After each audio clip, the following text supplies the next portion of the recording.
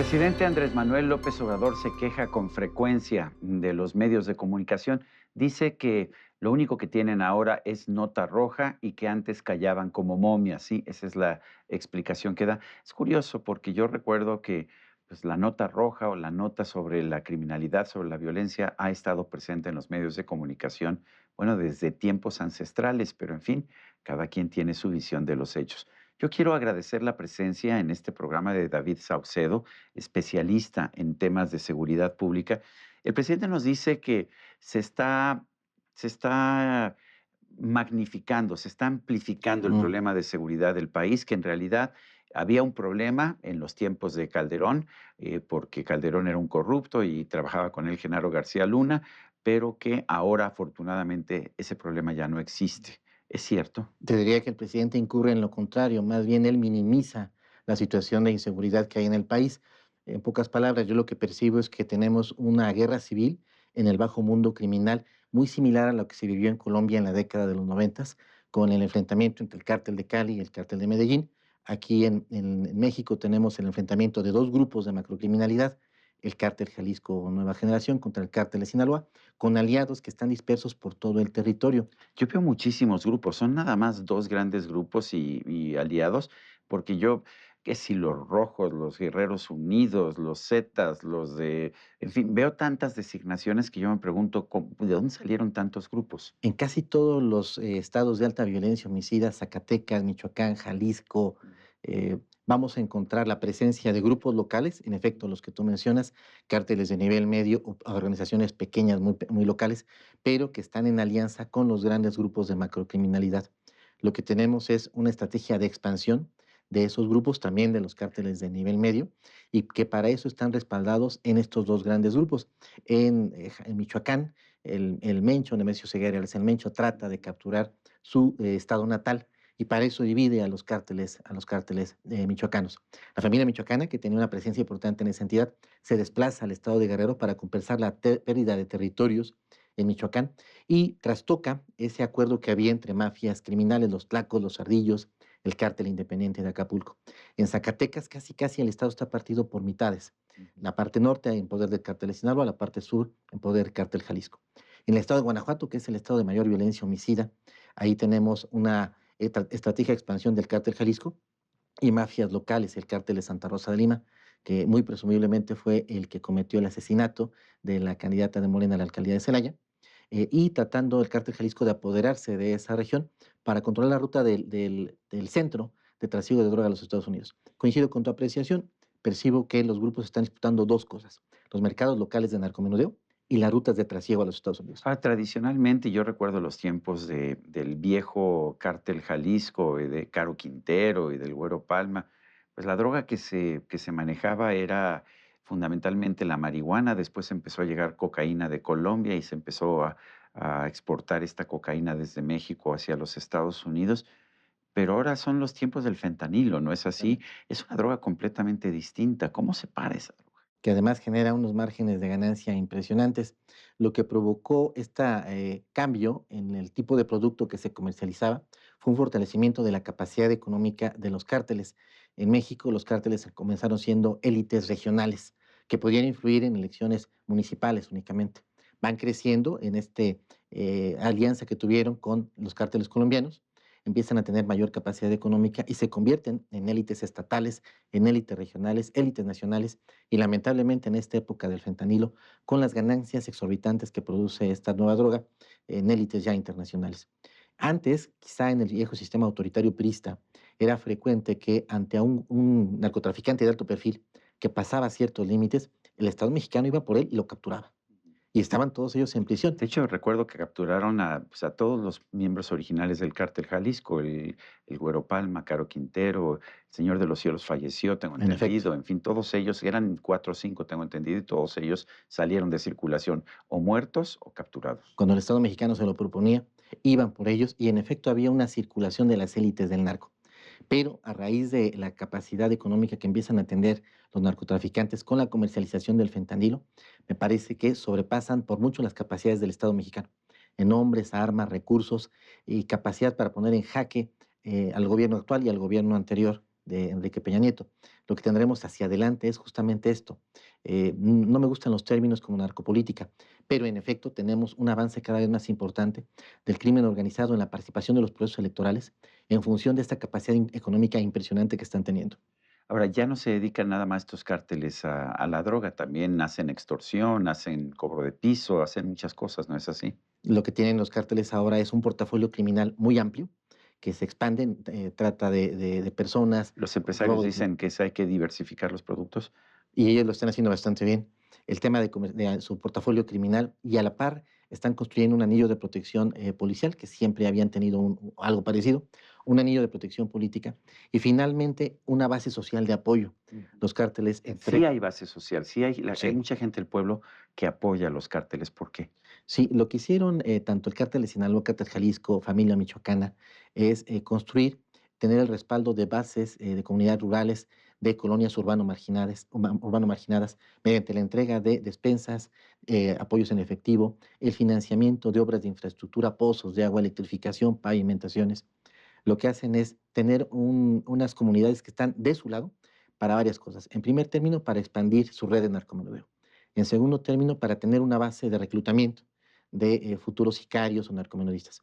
En tercer término, para impedir la entrada de los operativos de seguridad pública, hacer manifestaciones, inclusive para evitar que lleguen los operativos de la Guardia Nacional, del Ejército, y finalmente, porque una base social de apoyo les da poder político, Ujú. que pueden intercambiar con los líderes o con los partidos políticos con los que quieren fortalecer su proyecto criminal.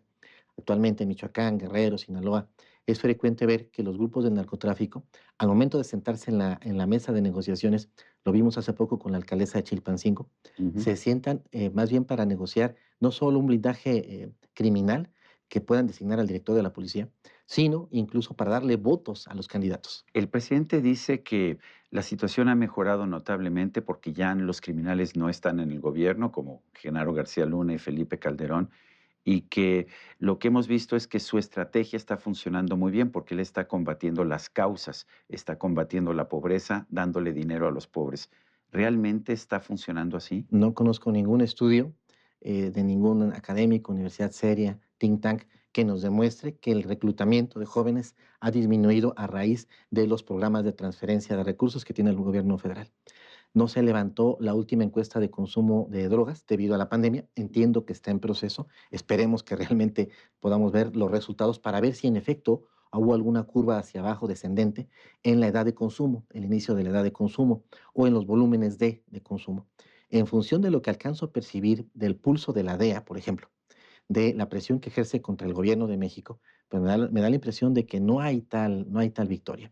Pero lo que sí aprecio es que independientemente del clima de violencia y del fracaso que hay en el combate a los grupos del crimen organizado, Morena se ha beneficiado de esta circunstancia. Desde el punto de vista político electoral, Morena ha avanzado y ha ido ganando más gubernaturas. Porque hoy es el partido hegemónico como lo era el PRI en los años 90, ¿no? Y les ha servido esta narrativa de erosionar a los gobiernos y gobernadores de oposición para ellos, los candidatos y actuales gobernadores, tomar la bandera de la inseguridad para combatir a sus adversarios. Esto no les durará toda la vida, en efecto, porque ahora son la mayoría los gobernadores de Morena y seguramente ahora ellos tendrán el mismo desgaste que sufrieron sus antecesores. Pero por el momento, aunque en los hechos la estrategia es fallida, desde el punto de vista de comunicación, de mercadotecnia política, su estrategia político-electoral, para lo cual el presidente es un estratega consumado, le está funcionando. El presidente dice que cambió la filosofía, que ya no se trata de dar balazos, sino de dar abrazos.